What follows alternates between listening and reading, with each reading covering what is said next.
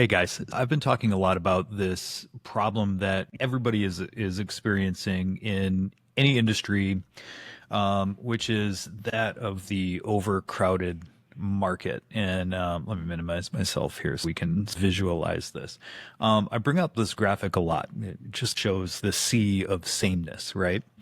And it's a big problem because there's a lot of noise out in the marketplace right now. It's getting worse every single day because of tools. AI is more accessible to everybody. People are just pumping out massive amounts of content at a rate that we really haven't seen before. And it's a big problem that we have to address, and we have to address it in marketing. And that's what this video is about. One way that you can take this problem, this crowded market, flip it and use it to your advantage. Qualified leads in the door, and hopefully those that are willing to pay the premium prices that you deserve.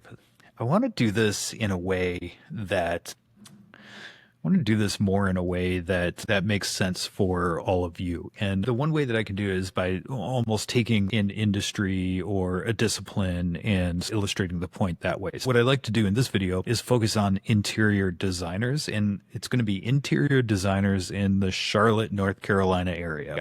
Quickly pulled some of the numbers. They're from Chat GPTs. Take that with a grain of salt. Within a 35-mile radius in Charlotte, North Carolina, how many interior designers are there? The number that it gave me is 850. That's pretty true, although I haven't really done much to vet this, but again, we're illustrating a point. If you have 800 interior designers within the Charlotte area, that 35-mile radius, that's a crowded market. For me, for the service, I feel there's just a ton in there, which is why I chose this to use to illustrate the point. But here's the thing. Most of them are blending in. Maybe they're relying on referrals and coming in when they're called on. It's that roller coaster of work, and we want to solve that. We want to create a consistent pipeline of people. A lot of them are probably undercharging, but the main thing is to less qualified competitors. In that 850, that there's going to be different levels of work. By the way, you can further segment that into one commercial and then two residential, right? So you can take and subset the 850 and then start to slice and dice from there. But for all intents and purposes, we're just going to focus on the big picture here. A lot of them, and maybe you included, are frustrated because you're losing out to lesser qualified competitors. And maybe you're thinking to yourself, that firm's work or that designer's work is nowhere near what I can offer my clients. They don't offer the same value. They're still booked out. And I don't understand why. Well, the reason is because maybe you've skipped this one step before, and that's what I want to talk about today, which is the competitive analysis. It's really important. If we know that there's a crowded market out there, it's really important to study the top 10, the top 5 to 10, to really figure out what are they saying in the market, our prospective clients, and more importantly, what are the gaps that they're leaving behind? What are the needs that they're not servicing? And then how can we flip that, use it to our advantage, whether it's in our marketing, because that causes frustrations. We can use it in our marketing and our sales conversations, that sort of thing. So competitive analysis, what is it? Competitive analysis, very simply, it's understanding your market so that you can position strategically. It's understanding, and I said it before, the gaps that are left by your competitors so that you can compare that against the strengths that you have to strategically fill those gaps and answer the need of your specific ICP.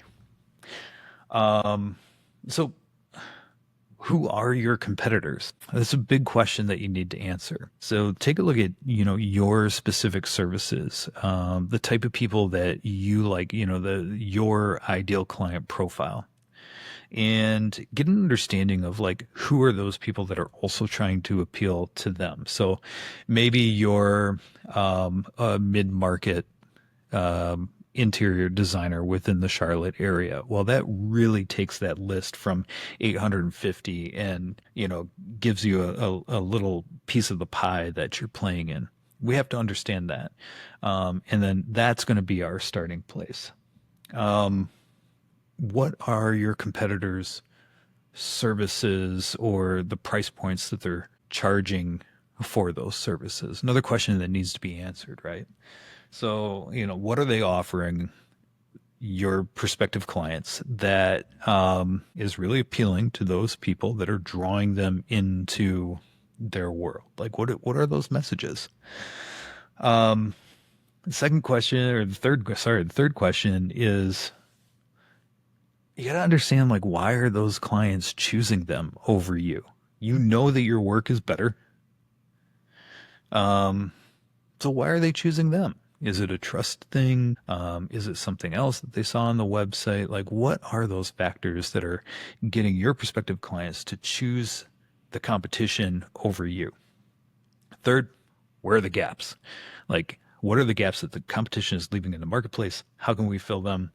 And then, the next question that we need to answer is how do we, take all of that and put it together so that we can own our space, so we can become, a magnet for our ideal clients and get them into our world. Okay. So, that's sort of like what we do within the competitive analysis. So if you're with me, I'm going to give you an exercise that you can do today to help you use all of that information to your advantage and hopefully help to grow your business. At least, help you strategically position yourself within that industry bubble that you play in. Okay. So there's really 4 steps that I want you to, complete. This is something you can do today. That is going to help you it's going to help give you a better understanding of your competitors and what they're saying out there. So first thing I want you to do is list your top 10 local competitors. Now, these are people that are in the same service radius that you are. On average, based off of what I found out by Chat GPT, is that the service radius for interior designers is 35 miles. Take a look at that 35-mile radius. You might say, for me, it's really going to be about 20, whatever it is for you. Like, go ahead and use that. The more that we can segment the market, the better to find out who our true competitors are, because that's going to be really important. But list your top 10 local competitors. From there, this is going to be a little time consuming. Review their websites, review their social media profiles. What are all the things that they're doing right now, that they're, the messages that they're putting out in the marketplace? Compare them, contrast them. Most important, identify the gaps that they're leaving in the marketplace, because I can assure you that they're leaving some gaps. Compare that against your own. Put your own website in the mix. And, sort of see like how you compare with the competitors. But also take note of like, when we identify those gaps, what are those things that we can go in that maybe we're not necessarily saying in our messaging, sales conversations, that are going to help us fill the need that is left by the competitors within that, service radius there. Okay, so that was actually step 2 and 3. But it's step 1, list your top 10. Step 2, review the website's social media profiles, any other type of messaging out there. Step 3, identify the service and positioning gaps. And step 4, map your findings. So, put it down on paper, and this is a way for us to really visualize where we can sort of like come in and own a particular segment of the market. So what if, couple of questions. What if you could, take all of this information and confidently stand your ground on pricing? What if you could escape competing on price? What if you could attract, like a magnet, attract those clients who get your unique value, who need those services because the competition is leaving those gaps? Also, what if you could become the go-to designer within that niche? What is that going to do for your business? A competitive analysis, this exercise that I took you through today, is going to unlock all of those outcomes. It at least is going to be the beginning for you.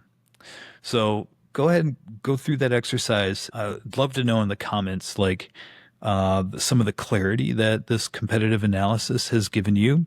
And if you're interested in learning more about, sort of the things that we do in branding and some brand positioning exercises, click through to the next video. And, in there, I'm really going to take you through the full framework. So if you're serious about positioning your design business or your small business, like click through, I'll give you all of the steps 1 through 9 of how you can easily achieve those goals. So with that, I'll see you there.